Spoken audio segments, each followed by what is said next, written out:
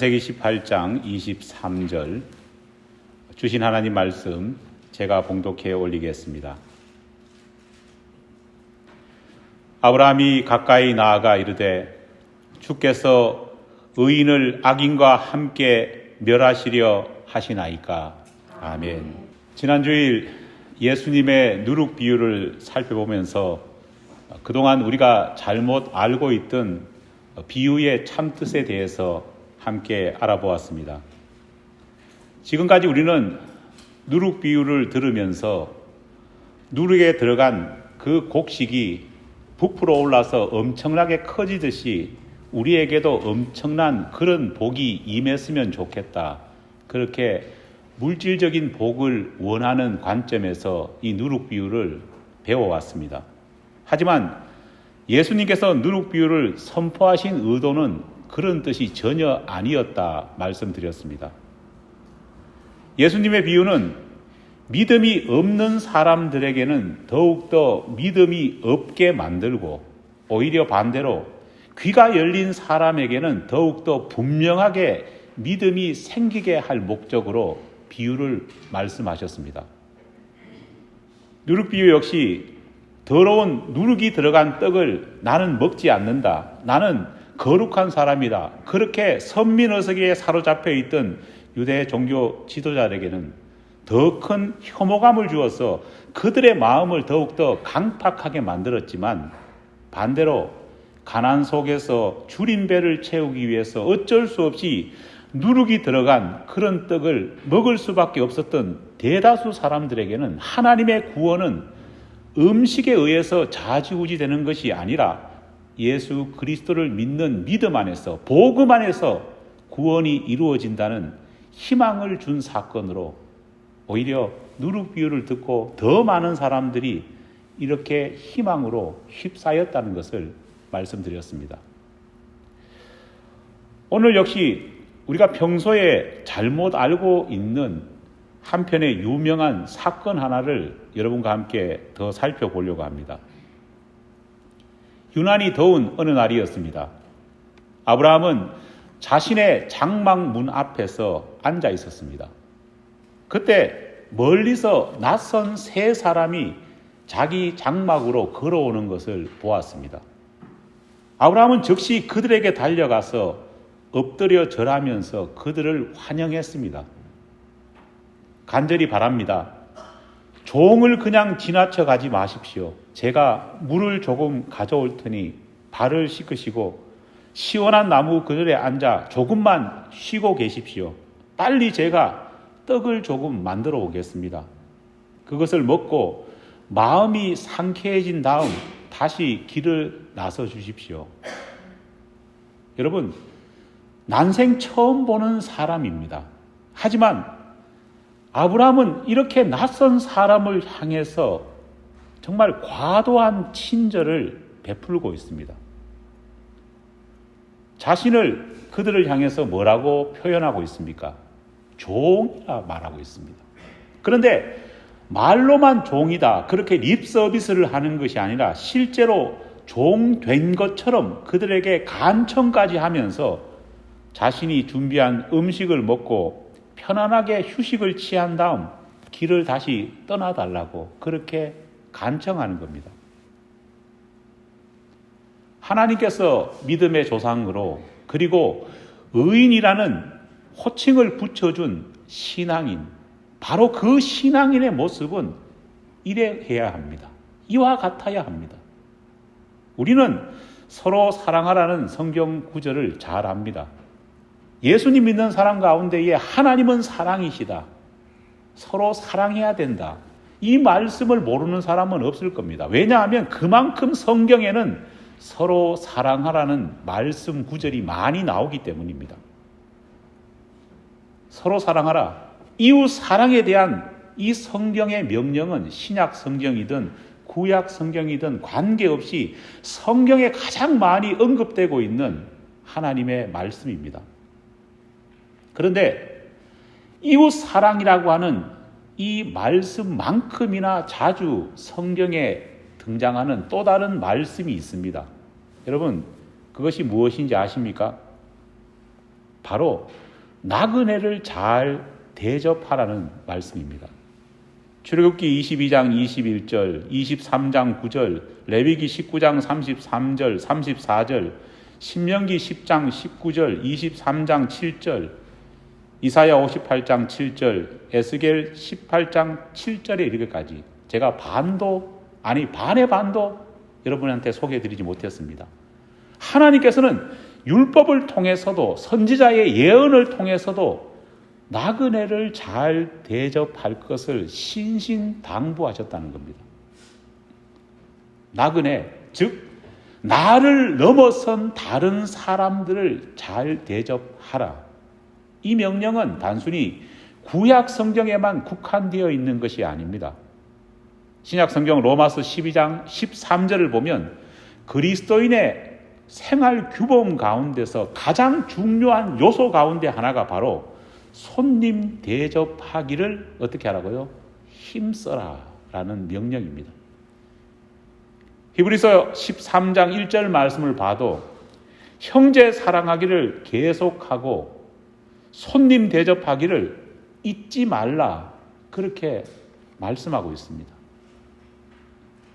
누구를 잘 대우해주고 대접하는 것이 우리 기독교 신앙에 있어서 굉장히 중요하다는 사실을 바로 이 말씀을 통해서 우리는 알 수 있습니다. 우리는 사랑이라고 하는 개념에 대해서는 그렇게도 많이 이야기합니다. 그렇잖아요. 하지만 정작 이 사랑을 구체적으로 실천하는 이웃 사랑에 대해서는 그렇게 적극적이지 못합니다. 나그네를 대접하는 것, 나 외에 나를 넘어서 다른 사람을 대접하는 것은 곧 사랑의 실천입니다. 이웃 사랑 그 자체라는 겁니다.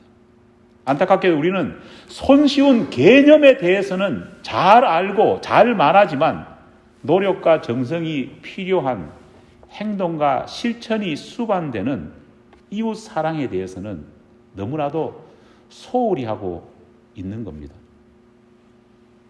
아브라함의 위대함은 하나님의 명령을 마음 깊이 새겼으면 물론이거니와 구체적으로 자기 생활에서 하나님의 그 말씀을 실천했다는 겁니다.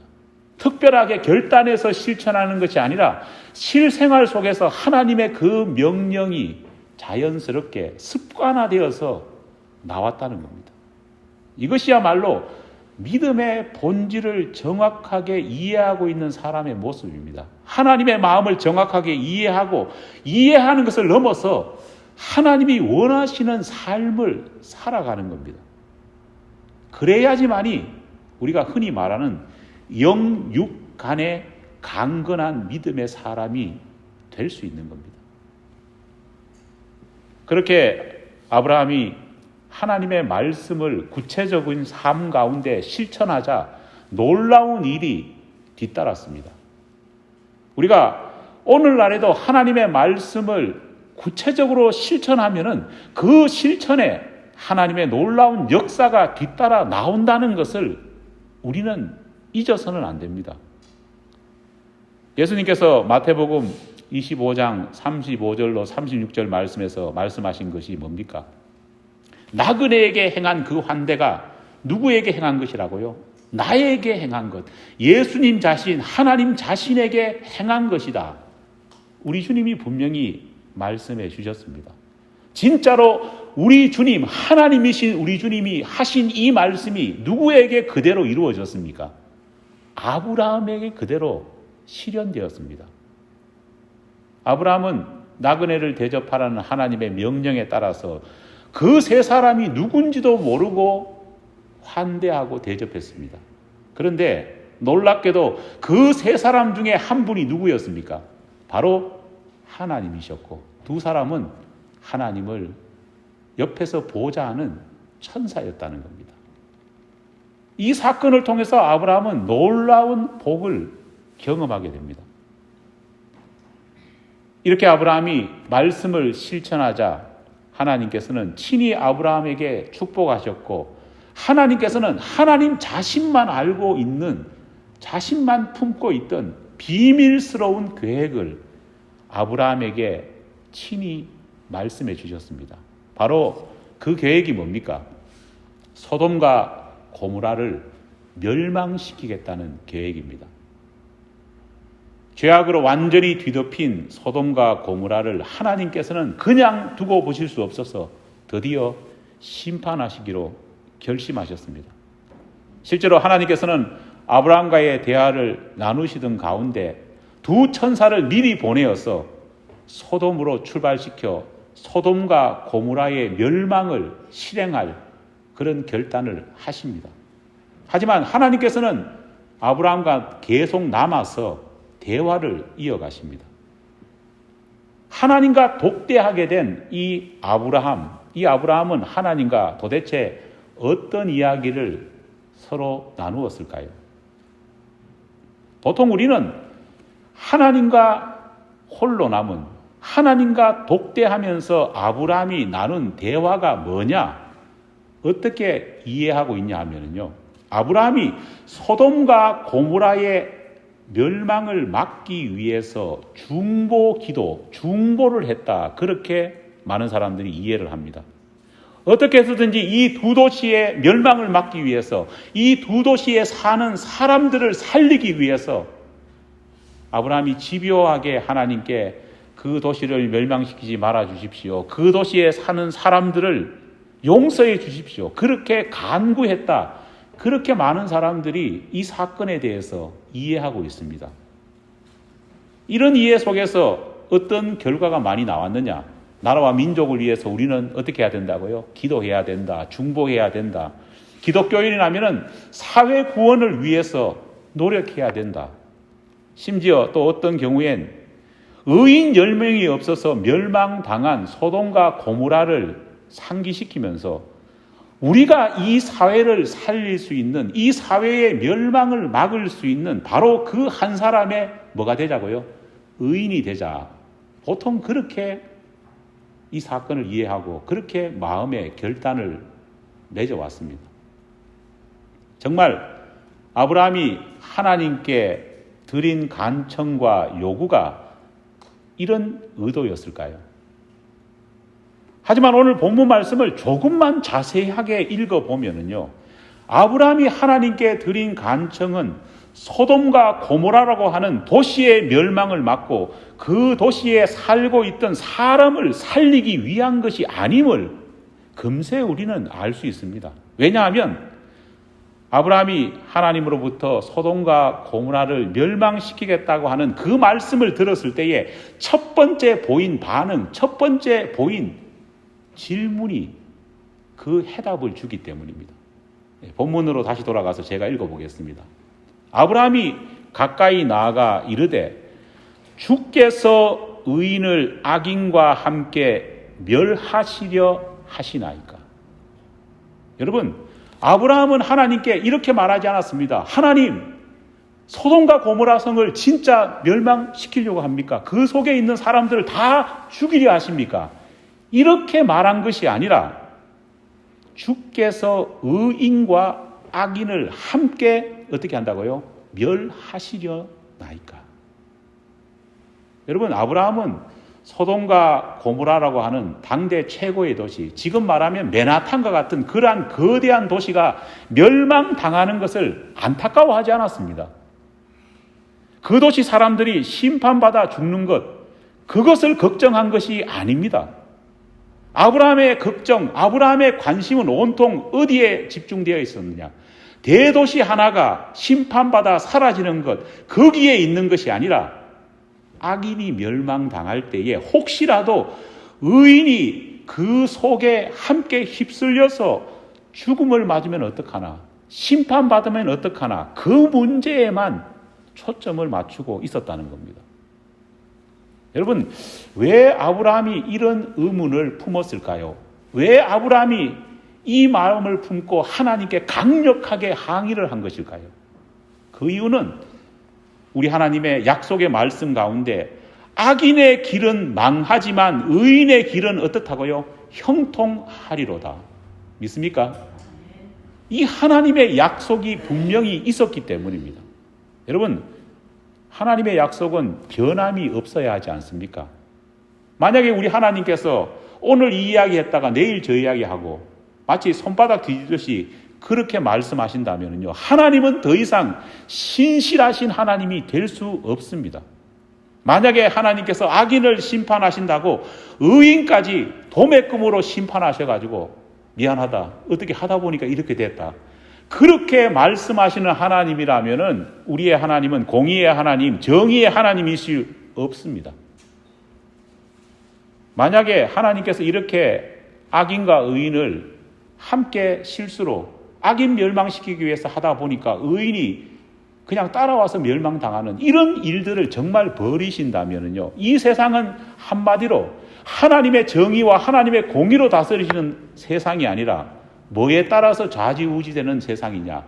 재수와 운에 따라서 좌지우지되는 겁니다. 재수 없어서 악인 곁에 붙어 있다가 어떻게 됩니까? 정말 엄청난 피해를 입게 되는 그런 것이 됩니다.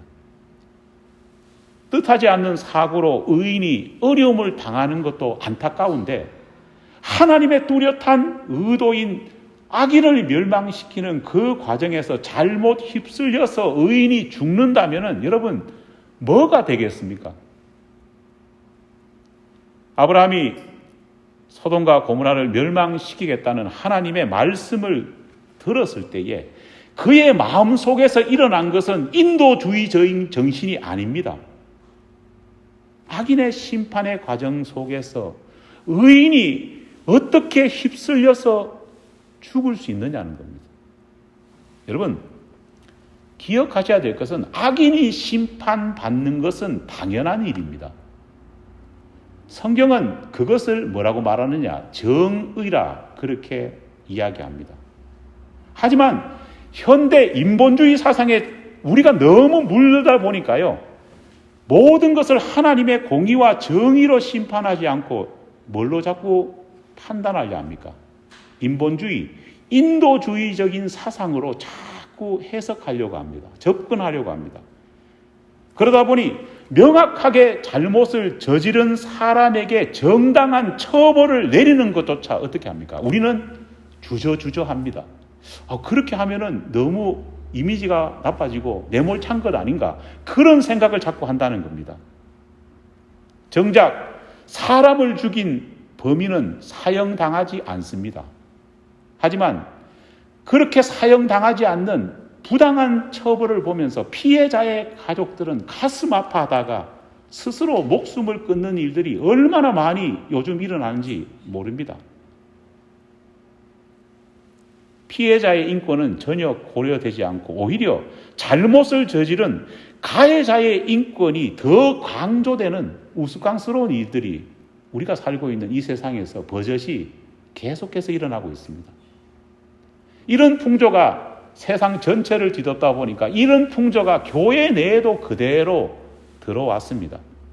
그러다 보니까 기독교회 내에 크리스찬이라고 하면서도 심판과 지옥을 믿지 않으려는 사람들, 믿지 않으려는 기독교인들이 너무너무 많아졌습니다.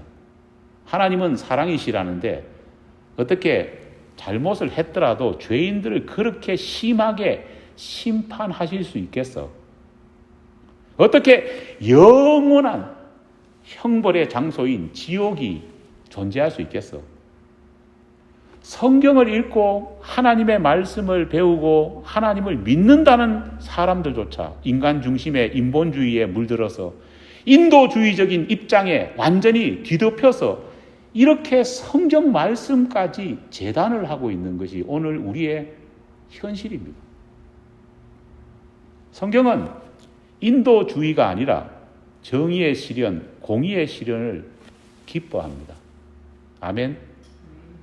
정의와 공의는 처벌받지 않는 것이 아니라 오히려 정당하게, 공평하게 죄에 대해서 책임을 묻고 형벌이 내려지는 것입니다.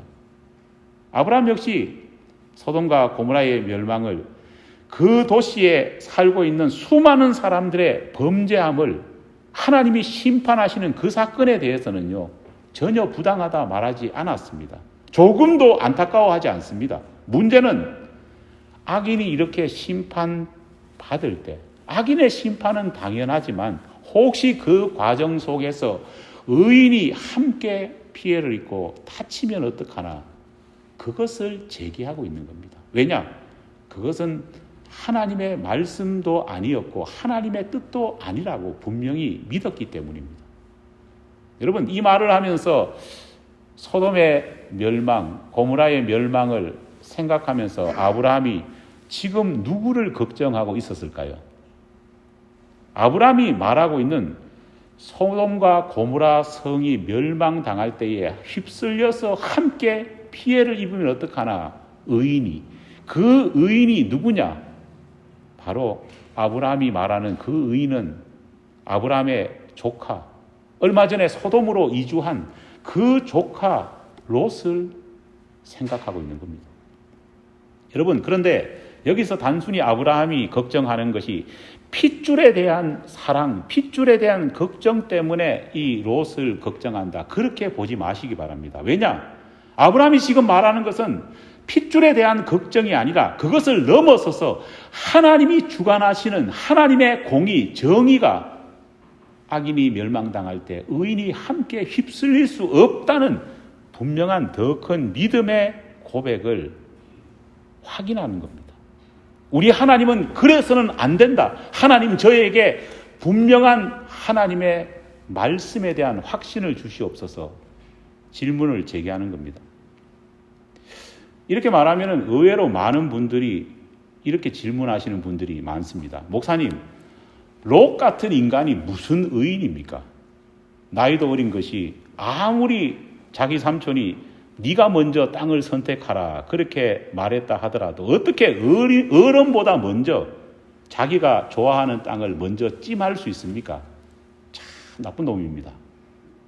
분노하십니다.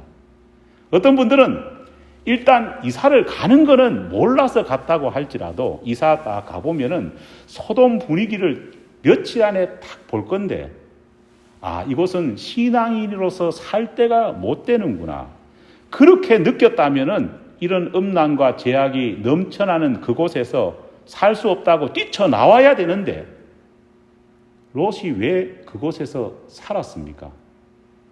속된 말로 그놈 또 똑같은 놈 아닙니까? 어떻게 딸까지 그런 음란한 도시에서 자란 남자들과 결혼시킬 수 있습니까? 이거 보면 말 다 한 거 아닙니까? 이렇게 항의를 하십니다. 제 딸도 아닌데요. 하지만 롯이 의로운 사람이라는 것은요, 제가 판단한 것이 아니라 놀랍게도 성경 말씀이 그렇게 판단하고 있습니다. 베드로후서 2장 6절로 7절 말씀입니다. 소돔과 고모라 성을 멸망하기로 정하여 제가 되게 하사 후대에 경건하지 아니한 자들에게 본을 삼으셨으며 무법한 자들의 음란한 행실로 말미암아 고통당하는 의로운 롯을 건지셨느니라. 음란한 행실로 말미암아 고통당하는 의로운 롯을 구원해 주셨다는 겁니다. 성경의 롯에 대한 평가는 뭐라고 말하느냐? 의로운 롯이라 평가하고 있습니다. 심지어 6절 말씀을 조금 바꾸어 보면은요, 롯은 후대에 널리 알릴 경건한 자의 본이 되는 사람이라 그렇게까지 말하고 있습니다. 여러분, 도대체 성경은 롯의 어떤 모습을 보고 이 롯을 경건한 사람, 이 롯을 의로운 사람이라 그렇게 평가하고 있는 것일까요?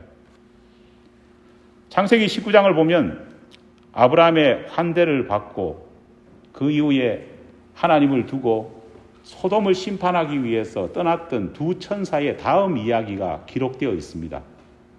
이야기가 이렇지 않습니까? 두 천사가 소돔에 도착해서 성 안으로 들어가려 합니다. 그런데 때마침 바로 그때 롯이 소돔 성문 앞에 앉아 있었습니다. 롯이 소돔 성문 앞에 앉아 있었다는 말이 여러분 과연 어떤 뜻일까요? 성경이 왜 구체적으로 롯이 앉아 있던 곳을 소돔 성문 앞에 앉아 있었다 그렇게 기록하고 있는 것일까요? 여러분, 당시에 성문 앞에 앉아 있는다는 것. 성문 앞에 앉아 있는 사람은 두 가지 일을 하는 사람이었습니다. 첫째는 그 성의 재판관, 판사 역할을 하는 사람입니다. 여러분, 우리는 기억합니다. 압살롬이 아버지 다윗에 대항해서 반란을 일으켰지 않습니까? 그런데 반란 일으키기 전에 먼저 민심을 자기에게로 끌어들이려고 여러 가지 수작을 부립니다. 그 가운데 하나가 바로 성문 앞에 앉아서 아버지가 해야 되는 재판관 역할을 자기가 대신 하는 겁니다. 재판관은 성문 앞에 앉아서 그를 찾아오는 사람들의 잘잘못을 판결해 주는 역할을 했습니다. 이를 근거로 본다면은 롯이 소돔 성문 앞에 앉아 있었다는 말은 바로 백성들에 의해서 추대되어서 소돔성의 재판관 역할을 하는 사람이 되었다는 것을 알 수 있습니다. 두 번째가 성문 앞에 앉아 있다는 것은요, 그 성의 리더급, 지도자라는 것을 의미합니다. 그 성을 이끌고 나가는 그런 리더가 바로 롯이었습니다. 재판관이든 리더든 어느 쪽이든 간에 롯은 길지 않는 소돔성 살이 속에서 그곳 사람들로부터 신임을 얻었습니다. 그러니까 이런 지위를 시켜줬겠죠. 그런데 여러분께 질문합니다. 왜 소돔성에 이사한 지 얼마 되지도 않는 이 외지인을 이렇게 지도자로, 이렇게 재판관으로 소돔성 사람들은 그를 선택해 주었을까요? 많은 신학자들이 추측하기로는요, 소돔성이 너무 타락하다 보니까요, 소돔 사람 스스로도 원래 소돔에 살던 사람들에게 자기의 문제를 판단하고 판결하는 그런 역할을 맡기지 못했던 겁니다. 옆에 소돔에 원래 살고 있던 사람은요, 믿을 만한 사람이 한 명도 없었던 겁니다. 쉽게 말하면은 너도 도둑놈, 너도 도둑놈, 다 도둑놈입니다. 나도 도둑, 너도 도둑, 다 같은 도둑놈, 다 같이 믿지 못하니까요, 그 안에서는 재판관을 도저히 뽑을 수 없었다는 겁니다. 그러다 보니까 외지에서 온 그래도 믿음이 있는 롯을 보고 그래도 우리보다는 낫겠다 싶어서 재판관으로 롯을 선택했다. 그렇게 많은 신학자들이 보고 있습니다. 하지만 롯은 이렇게 지도자, 재판관이 되었습니다. 그러나 재판관으로서 지도자로서의 롯의 삶은 그렇게 평탄하지 못했습니다. 왜냐? 소돔 사람들이 그에게 권한은 주었지만은요, 그의 말, 그의 판결을 따르고 들으려 하지는 않았기 때문입니다. 그날 또 롯은 자신의 상황을 고뇌하면서 맡겨진 직무를 다하기 위해서 그래도 성문 앞에 앉아 있었습니다. 그러나 마음은 굉장히 불편했을 겁니다. 그런데 바로 그 성문 밖에서 성으로 낯선 두 사람이 다가오는 것을 보았습니다. 그는 즉시 일어나서 그들을 향해 달려갑니다. 그리고는 땅에 엎드려 절하면서 두 사람을 영접합니다. 여러분, 이 장면이 어디서 많이 본 장면 아닙니까? 바로 조금 전에 말씀드렸던 삼촌 아브라함이 그의 장막으로 다가오는 세 사람에게 했던 행동과 똑같습니다. 롯도 낯선 두 사람에게 똑같은 간청을 합니다. 내 주여, 내 종의 집에 들어와 발을 씻고 주무시고 가십시오. 하지만 두 천사는 처음에는 제안을 거절합니다. 그냥 우리는 거리에서 밤을 지새울 테니까 걱정하지 마십시오 말합니다. 그렇지만 롯은 포기하지 않고 계속해서 그들에게 간청합니다. 그러니까 하도 간청하니까 두 천사는 그제서야 롯의 제안을 받아들여서 롯의 집으로 갑니다. 롯이 왜 그렇게 간청했을까요?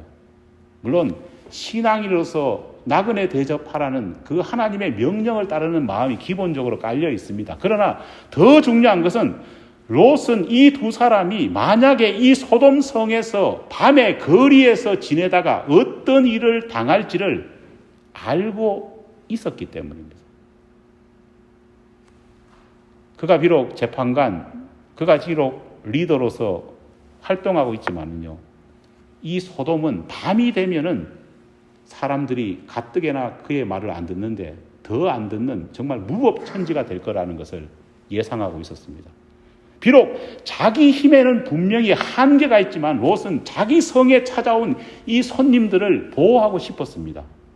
자신이 할 수 있는 한계는 있었지만 최선을 다해서 이들을 살리고 싶었습니다. 여러분 어떻습니까? 이렇게 보니까 롯이라는 인물이 조금 달라 보이지 않습니까? 조금 전만 해도 싹수가 노란 사람인데 이렇게 보니까 굉장히 다른 모습으로 우리에게 보여집니다. 가만히 뜯어보면은요, 하나님이 의인이라, 하나님이 정말 믿음의 조상이라고 말했던 그 아브라함과 롯의 모습은 판박이처럼 닮아 있다는 것을 알 수 있습니다. 롯은 사실 어느 누구보다도 믿음이 잘 습관화된 신앙인이었습니다. 비록 아브라함과 비교한다면 분명 너무나 많은 부족함이 있는 인물이었습니다. 하지만 소돔성에 살아가는 사람들, 아니 일반 우리와 비교할 때 그는 비교할 수 없을 만큼 의인이었습니다. 그렇게 두 천사가 롯의 집으로 들어왔습니다. 롯은 그들에게 식사를 대접했습니다. 그리고는 잠자리에 일찍 들게 했습니다. 그런데 잠자리에 들기 직전에 갑자기 롯의 집으로 사람들이 몰려옵니다. 소돔성이 소란해집니다. 흥미로운 것은 롯의 집에 폭도들이 몰려왔습니다. 성경에 보면 재밌는 것은 노소를 막론하고 원근각치에서 다 몰려왔다는 겁니다. 야, 핸드폰도 없는데 이렇게 소식이 빠른 그런 시대가 있을까요? 온 동네 사람들이 다 몰려온 겁니다. 그리고는 롯에게 요구합니다. 오늘 밤 이 집에 온 사람, 이곳에 온 사람이 있는 줄 안다. 당장 우리 앞으로 끌어내라. 우리가 그들과 성관계를 가질 것이다. 동성연애에 물들어 있던 소돔의 모습입니다. 나이 많은 사람부터 나이 어린 아이들까지 이렇게 다 몰려온 겁니다. 일촉즉발의 상황입니다. 그런데 그 순간 롯이 했던 행동이 뭔 줄 아십니까?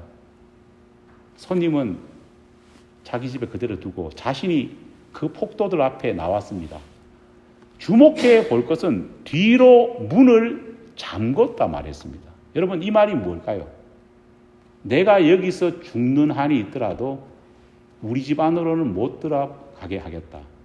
생명을 건 결단입니다. 그리고 폭도들에게 말을 합니다. 청하노니 내 형제들아, 이런 악한 행실을 하지 말라. 내가 남자를 가까이 아니한 두 딸이 있노라. 청하건대 너희들 눈에 보기 좋은 대로 행해라. 하지만 내 집에 들어온 이 사람들에게는 아무 일도 저지르지 말아라. 여러분 정말 이건 속된 말로 간이 배 밖에 나온 말 아닙니까? 이거는 죽음을 각오한 말입니다. 악한 일을 행치 말라. 아마 폭도들의 눈이 뒤집혔을 겁니다. 결국 이런 소동은 롯의 집안에 있던 두 천사가 폭도들의 눈을 어둡게 함으로 통해서 결국은 다 해결되는 결과를 얻게 됩니다. 여러분 기억하실 것이 있습니다.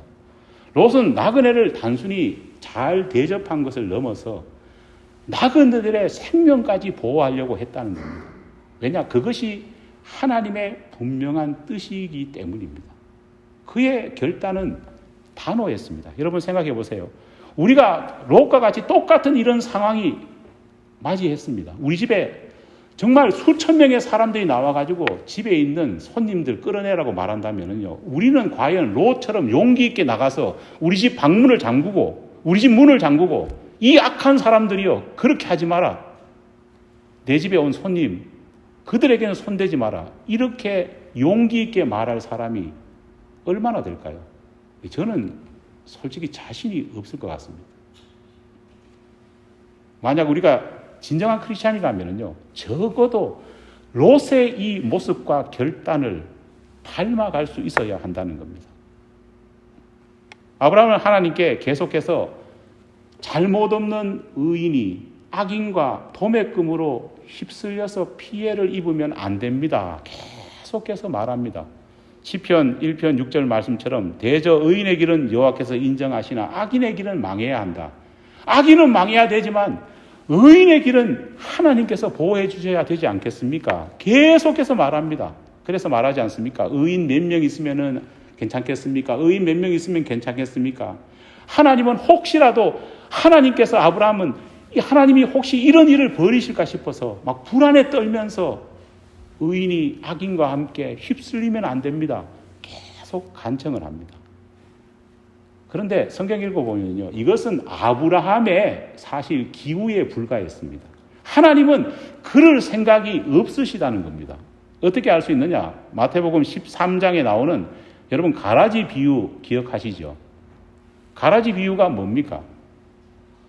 밭에 알곡이 가득 찬 좋은 어떤 열매가 맺은 것도 있지만은요, 정말 알곡을 못 맺게 만들기 위해서 고통시키는 가라지도 많이 밭에 열렸습니다. 뽑으려 합니다. 저 가라지 뽑아버려야지. 그때 뭐라고 말합니까? 알곡이 자랄 수 있도록 내버려두라. 혹시라도 가라지를 뽑는 과정 속에서 알곡까지 뽑힐까 걱정되는구나. 그대로 둬라. 하나님이 말씀하신다. 그 내용이 가라지의 비유입니다. 여러분, 하나님께서는요, 아브라함은 막 걱정이 돼서 막 이렇게 말하지만 우리 하나님께서는 원래 악인과 의인을 함께 멸망시키지 않습니다. 악인을 멸망시킬 때 의인이 휩쓸려서 그렇게 멸망당하게 하나님은 내버려 두시지 않습니다. 그렇기 때문에 소돔과 고모라가 멸망당했을 때 의인 롯을 어떻게 했습니까? 기가 막힌 방법으로 살려주셨습니다. 여러분, 안타깝게도 우리 한국 교인들 가운데, 크리스찬들 가운데에 하나님이 내려주시는 구원에 대해서 못 믿어하는 사람, 내가 진짜 구원 받았는가? 두려움에 전전긍긍하시는 분들이 실제로 신방에 보면 의외로 많습니다. 여러분, 그럴 필요가 없습니다. 롯을 통해 보듯 하나님께서는요, 의인을 보호하시는 분이십니다. 우리가 믿음을 가지고 하나님 앞에 의롭게 선다면은요, 어떠한 환난 가운데 우리가 내침을 당하더라도 하나님은 악인과 의인을 휩쓸려서 함께 멸망시키는 일을 결코 하지 않는 분이십니다. 우리 하나님께서는 우리의 생각보다, 우리 하나님의 은혜는 우리의 생각보다 훨씬 더 크신 분임을 여러분들이 기억해야 합니다. 하나님은 실수하지 않으신다. 그렇게 찬양하고 노래 부르면서 혹시 아브라함처럼 내가 재수 없어서 같이 멸망당하지 않을까? 그렇게 생각할 필요가 없다는 겁니다. 의인을 향한 하나님의 관심, 약속은, 그 보호하심은 우리 생각보다 견고합니다. 여러분, 이걸 믿으십니까? 우리가 단지 하나님의 의로운 길에 서 있느냐, 서 있지 않느냐의 문제입니다. 여러분이 제가 하나님의 의로운 길에 서 있다면 두려워하지 마십시오. 하나님의 은혜와 보호하심은 우리에게 있습니다.